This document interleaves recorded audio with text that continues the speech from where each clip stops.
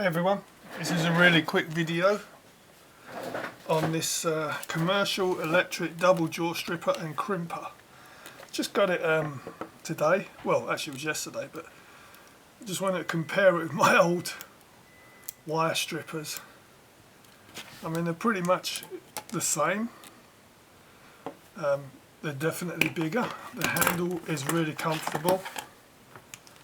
It's got a lock on it, which, you know, this one doesn't. Flip it over. Well, it tells you the gauges and it tells you millimetre size as well, which is pretty cool. So there's nothing really different about these strippers at all. Thickness wise, you can see a lot there. These are just so comfortable. The grip on these is really comfortable.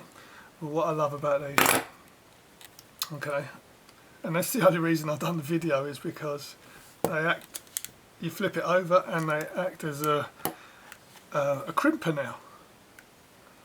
So, you know, simple things, I guess. But that's just so cool. I think they cost about 20 bucks. But they do everything a wire stripper does.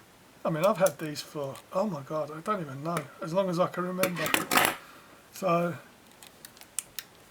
now I've got a new set, and they're just really comfortable. The grips are awesome.